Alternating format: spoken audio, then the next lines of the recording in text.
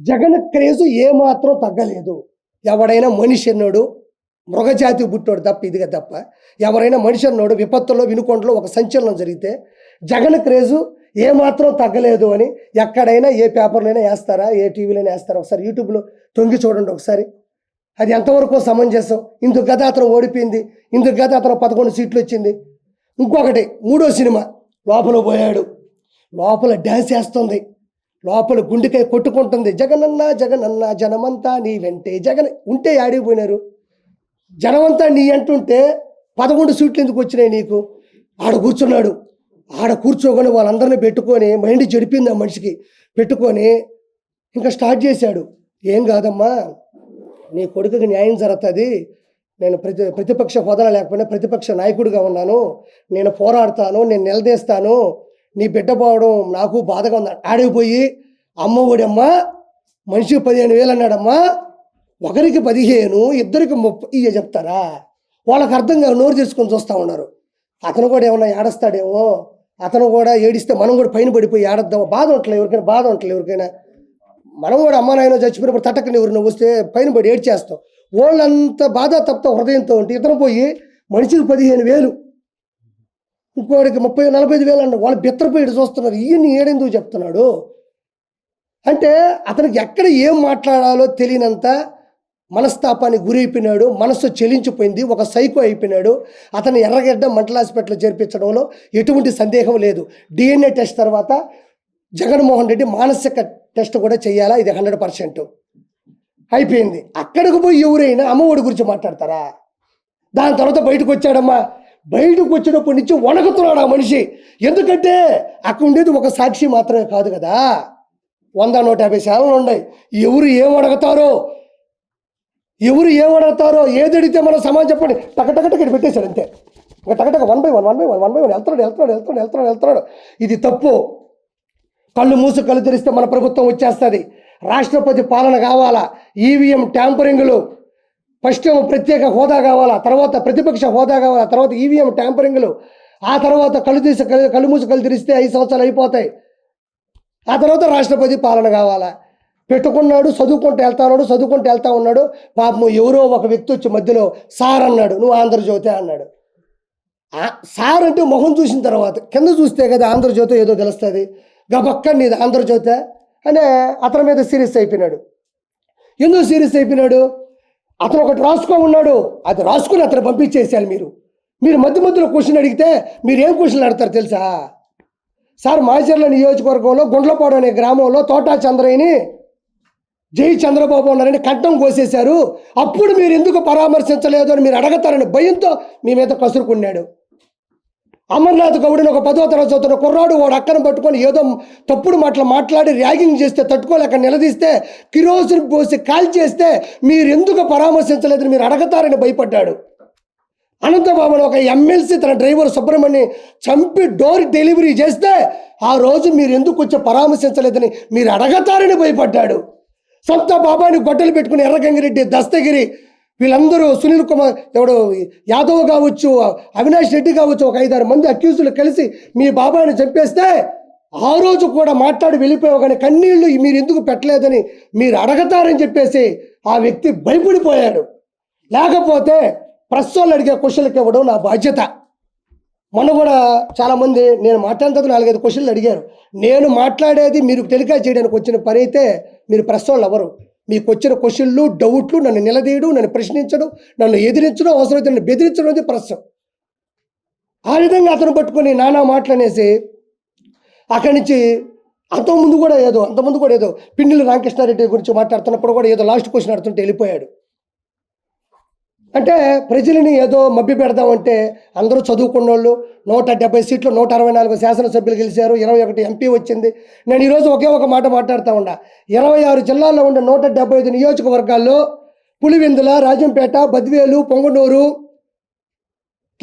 తంబాలపల్లి, తర్వాత వచ్చేసి దర్శి, ఎర్రగొండపాలెం, మంత్రాలయం, ఆలూరు, పాడేరు వరకు 11 నియోజకవర్గాలు మాత్రం ఎందుకు గెలిచినావు?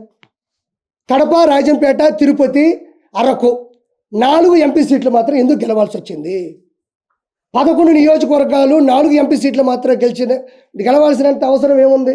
జనాలు ఆ రోజు కూడా చెప్పులతో కొట్టి చేత్కరించారు. ఈ రోజు కూడా నేనేమంటున్నా అంటే, నా బాధ ఏమీ లేదు. ఫైనల్గా మీకు చెప్పేది ఒకటే, ఇతను రావణ కాష్టం సృష్టిద్దామని బీహార్ నుంచి కొన్ని వేల మంది జనాలు తీసుకొని వచ్చేస్తున్నాడు. నేను ఆ రోజు కూడా కొత్తగా ప్రెస్ మీట్ పెట్టిన ప్రతిదీ జరిగింది.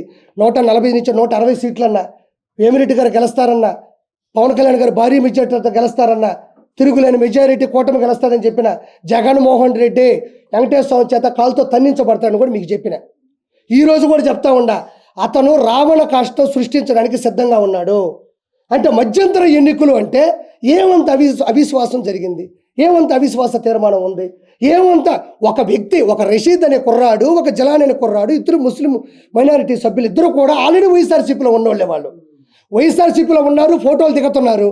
వాళ్ళు ఒక 5-10 సంవత్సరాల నుంచి కూడా గొడవలు పెట్టుకొని పెట్రోల్ మీద వాళ్ళ బైక్ మీద ఇతను దాడి చేయడం, వాళ్ళ చెల్లిని ఇతను ఏదో అనడం, వాళ్ళ మీద కూడా ఎఫ్ఐఆర్లు కూడా ఆల్రెడీ బుక్ అయ్యి ఉండే స్థానికంగా కూడా వినుకొండలో. ఇవన్నీ ఉన్నప్పుడు జగన్మోహన్ రెడ్డి ఒకటి చేయాలి, రావాలి, అమ్మ మేము ప్రశ్నిస్తాం, మీకు న్యాయం చేస్తాం, మీకు చనిపోయిన దానికి మేము బాధపడుతున్నాం, డబ్బులు ఇప్పిస్తామని చెప్తాం. వచ్చి రాగానే ఇది చేసింది టీడీపీ వాళ్ళిద్దరూ వైఎస్ఆర్సీపీ అయి ఉంటే, నీ కార్యకర్తలు అయి ఉంటే, వాళ్ళకి పడకపోతే వాళ్ళు చచ్చిపోయినా కూడా ఒక మనిషిని విడదీసి టీడీపీలు వేస్తావా? అది ఎంతవరకు సమంజసం? అదేమన్నంటే ఫోటో దిగు, ఏమయ్యా నేను కూడా ఒక బర్త్డే చేసుకుంటా, 10 మందిని పిలిస్తే 20 మంది వస్తారు, వాళ్ళు వచ్చి నాతో ఫోటో దిగి నోట్లో కేకు పెట్టినప్పుడు నోరు మూసుకుని ఉంటాను. నేనా నోరు తెరుస్తాను కదా? నోరు తెరిగినా అది సభా మర్యాద కదా? నోరు తెరిగినా వాళ్ళు ఏమన్నా చెప్పండి, ఏమన్నా ఎమ్మెల్సీయా, జడ్పీటీసీయా, ఎంపీటీసీయా, లేకపోతే వాళ్ళు ప్రధాన కార్యకర్తలా, లేకపోతే మీ చేత సభ్యత్వం తీసుకున్న వాళ్ళు వైఎస్ఆర్సీపీ టీడీపీ అని చెప్పడానికి, లేకపోతే ఇంతకుముందు ఎమ్మెల్యేలా, లేకపోతే ఒక స్పోక్ పర్సన్సా, లేకపోతే అంతర్జాతీయ ప్రధాన కార్యదర్శులా, వాళ్ళని వీళ్ళు టీడీపీ అని చెప్పడానికి వాళ్ళు చేసినటువంటి ప్రోత్సాహంగా ఉన్నటువంటి వాళ్ళకు ఉన్నటువంటి పదవి ఏంది? వాళ్ళు సామాన్యంగా ఎవరుంటే వాళ్ళ జోలికి వెళ్ళేవాళ్ళు.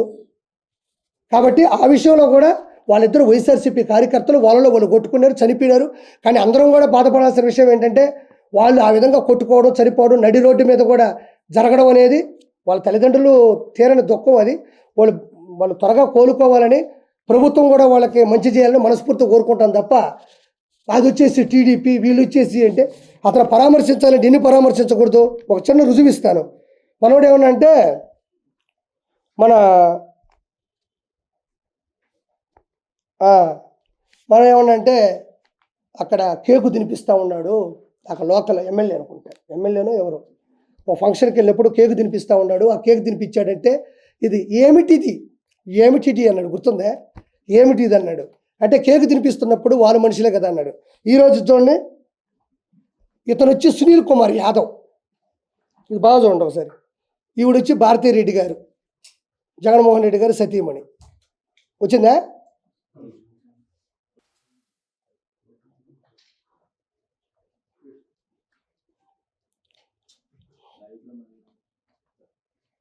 ఓకేనా?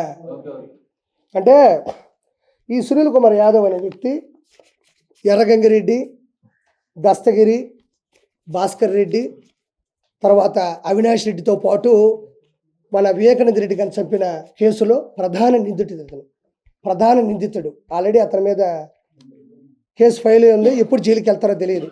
ఈ సునీల్ కుమార్ యాదవ్ అనే వ్యక్తి భారతీరెడ్డి గారితో ఫోటో దిగున్నాడు.